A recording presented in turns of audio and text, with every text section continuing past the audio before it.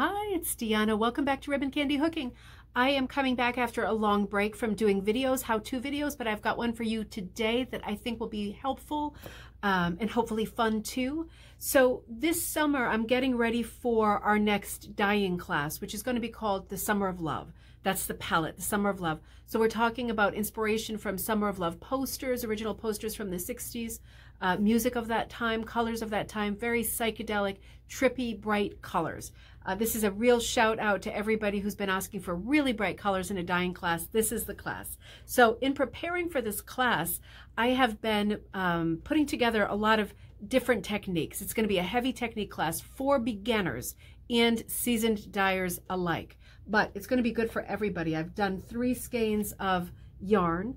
This one I think is called Woodstock Bonfire. This one might be Haight Ashbury Cafe, something like that. I can't remember what I did for all of them, but those are the 3. There's 3 yarns and 3 wools, and the wools are very different too. Bright, again, with different techniques. This one is like a, I think I called this one, oh, this was The Beat Goes On. Isn't that funny? That song just popped in my head. I forget what I called everything now, but this is a hand-painted technique, just painting directly on the wool, almost graffiti style. And this is more of a drip technique. This is a coloring and drip technique that turns into ombre. So it drips from one color to the next, like an ombre drip. And this is a tie-dye that the technique I called Easter Island. It's a multi-ring technique, and it's done as a tie-dye, but this is a piece of door wool. All of this is door wool. So the thing with these kinds of colors, number one, they're very bright. Number two, looking at colors, whether they're yarns or wools, can leave somebody thinking, how does that hook? Now that is the thing, isn't it? How does it hook? It never hooks as crazy as you think it's going to hook. So I took out some of the abstracts my daughter Jocelyn has been drawing lately. She just did this one and I hooked it pretty basic hooking, except that I used some balloons, some like twisting animal balloons in it. Now this one she did too, and I thought, you know, I just love this. It's just a very basic abstract. It sort of feels like leaves or acorns or something, and I really love it. Always remember the expression dark, light, dull, bright. When I'm working with this many light, bright colors, I need to counter that with something dark and dull to make both things pop. So in this case, I'm probably going to end up hooking the entire background of this piece with this dark evergreen color of yarn, because of the dull, needing the dull with the dark, light, dull, bright. Now, the question will be, how do these things hook? Well, let's see how they hook right now. I'm going to bring you right here. I've got my little bliss cutter out. It's not one of my biggies. I'm not going to do the Sissics right here. I want to walk you through the whole thing. So why don't we just say, I'm going to take, I'm just going to take a small amount. I'll just cut part of this off here, give it a good rip. And I always like to cut the end so we don't waste lots of yarn, lots of wool. And I'm shooting it through the bliss. Now, of course, I just changed the head on it too, so it's not quite tight enough. Of course, depending on, with multis like this, like the tie-dye, this one is called tie-dye clothesline, this particular color combo with the tie-dyes, all of these colors are in the class, and of course, with my class, with hopefully any class, you can go full blast bright colors, or you can go a little bit lighter for more of a 1920s Art Deco feel, you know, or you could go darker. You could throw in a lot of darker colors on top and even over dye to get darker, duller colors. It doesn't have to stay bright if bright is not your thing. Learning techniques is the main thing. So these are the ones I just cut for. Why don't we put them, these little guys, why don't we put them right in here. Let's see how they hook. Now, I don't know, we just don't know until we start hooking, right? So they typically have a side, I won't say that there's a right or a wrong side, but they certainly have a side that you like better or worse, right? I think I like this side a little bit better. It's a little bit brighter. So let's see how this guy hooks. I'm gonna hook him right around this corner here. Now I cut these to number 8 on my bliss. I most often work 5, 6, 7, 8 in that kind of a window. Now you can see I'm hitting let me bring you right on top of me here.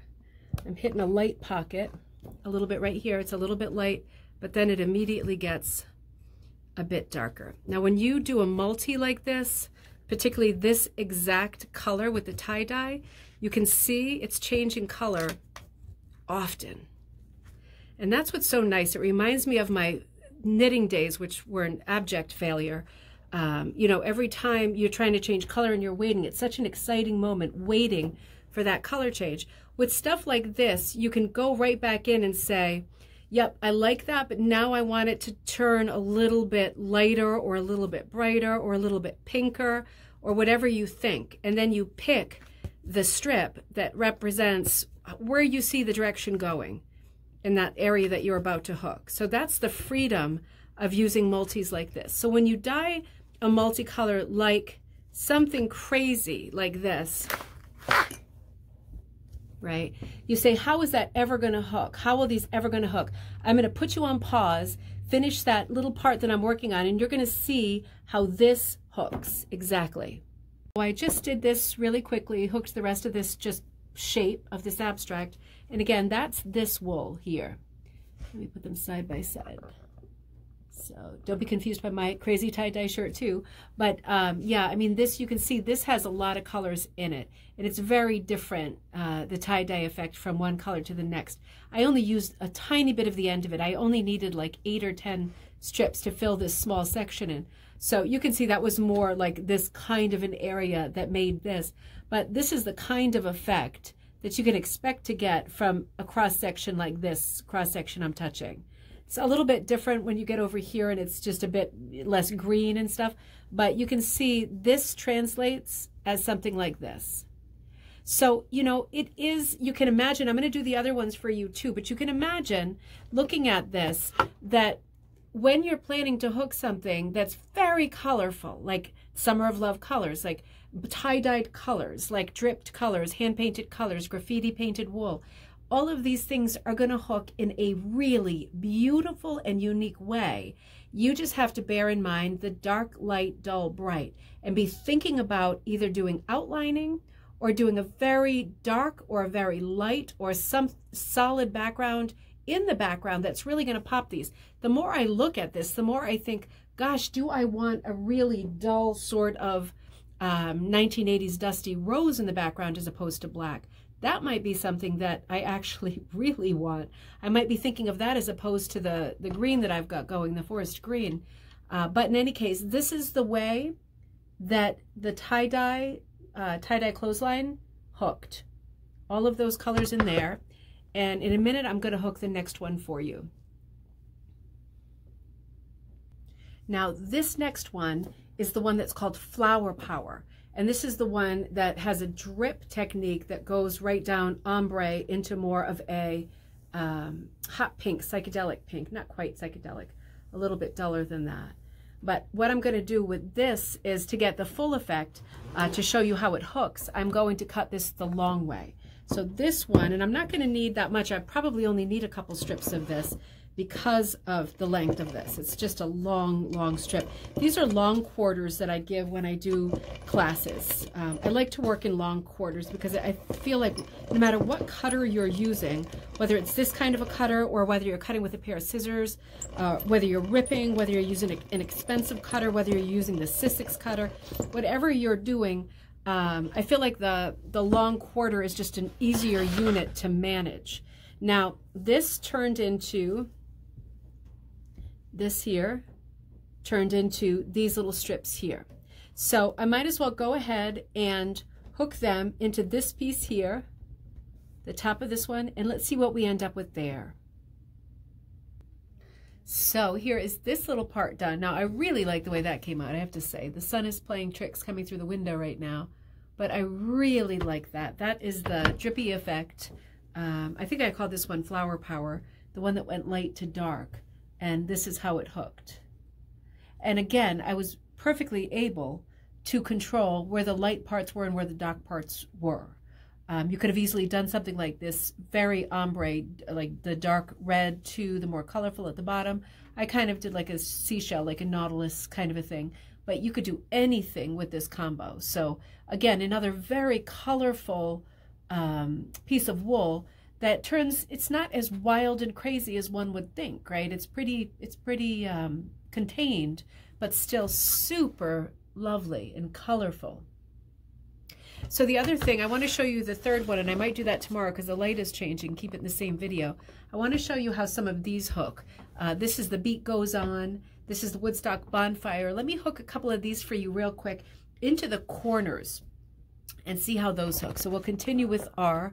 How does it hook? Let me do this right here. Which corner is this? This is this corner.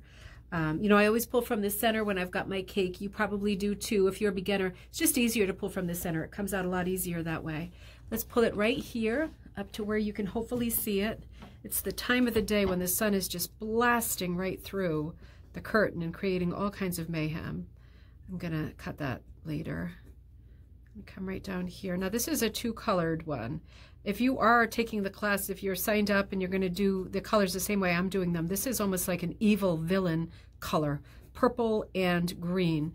But I'm calling it the Beat Goes On. It could equally be done blue and green, green and green, green and lime green, fuchsia and purple. You don't have to choose in these classes. You don't have to choose the color that I chose. You could choose the color that you like more. I'm trying to find the perfect hole for that one. And you can see with one like this, that's only a two-color yarn. I hope you can see what I'm doing close enough. The color doesn't change constantly. It changes once in a while.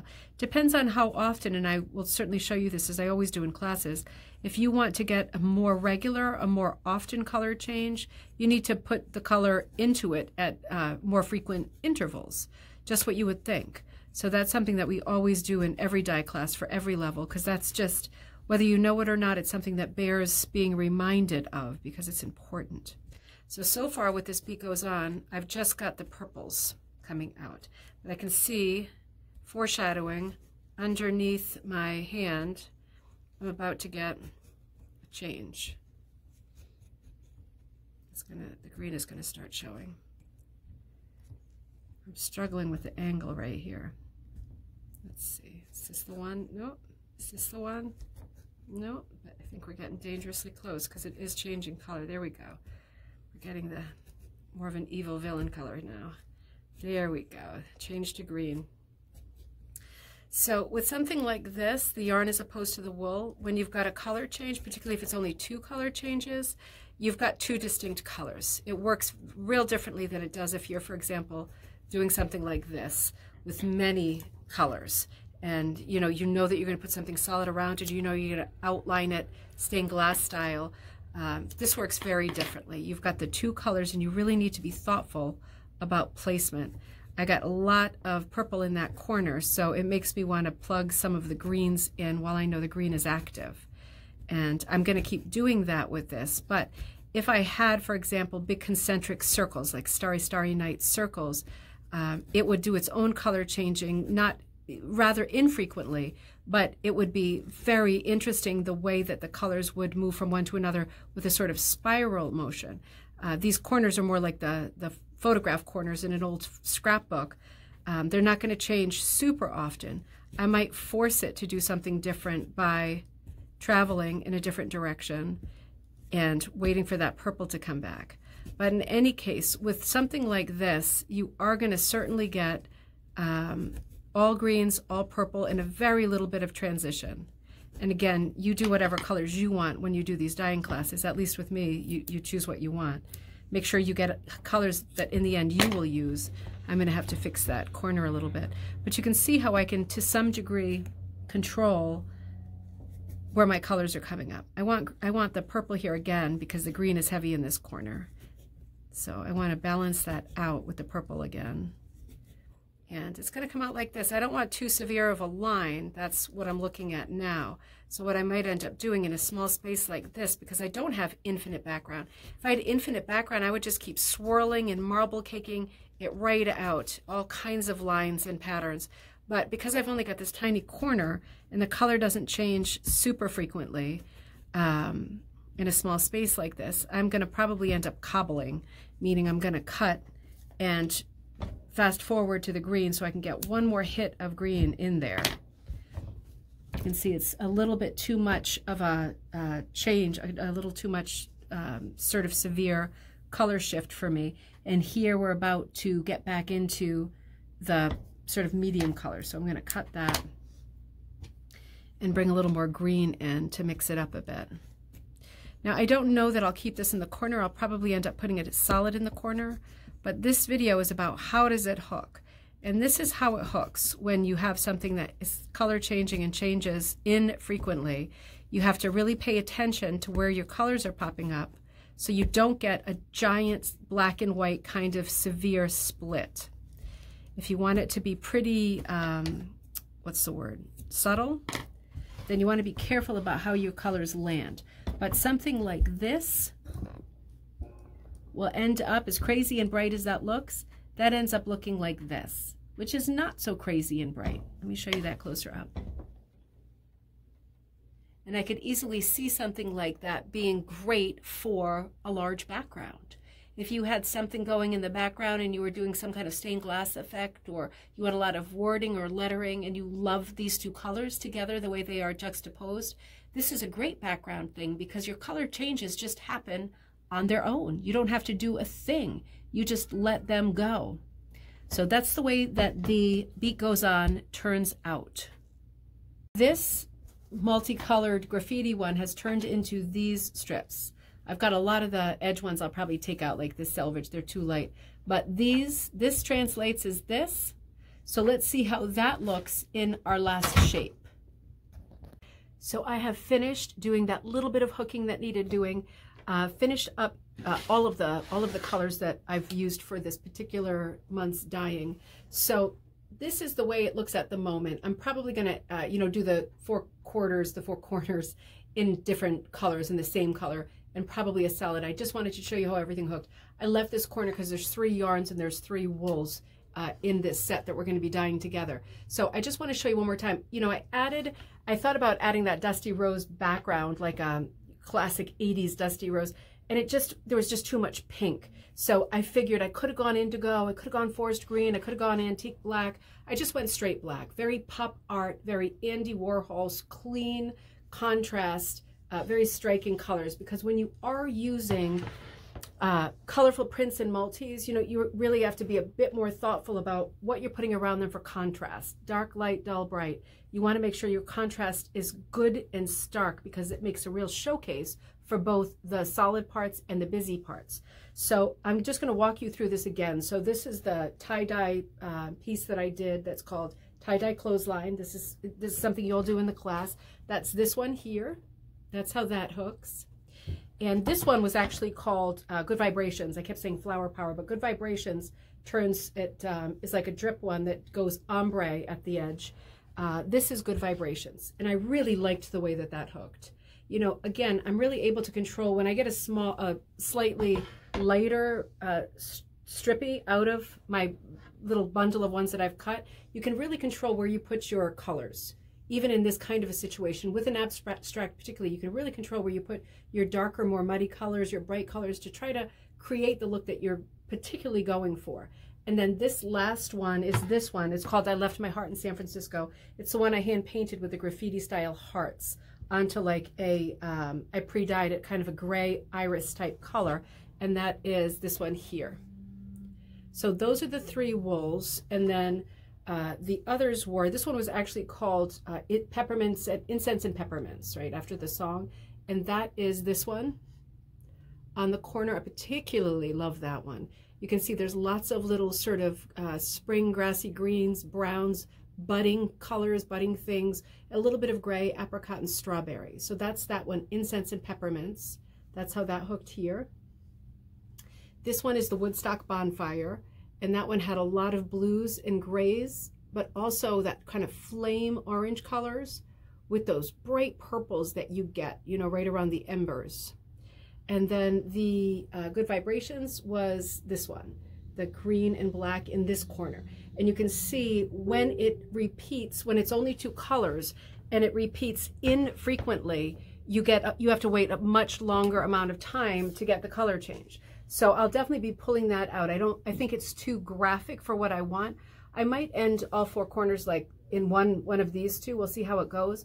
But again, I just wanted to show you with this exercise how things hook and be very clear, when you're using a multi, when you're dyeing a multi, you don't have a ton of control over the colors. You can clip and cut as you go and say, this piece has more blue than that piece. I'm going to use this piece first because I want more blue.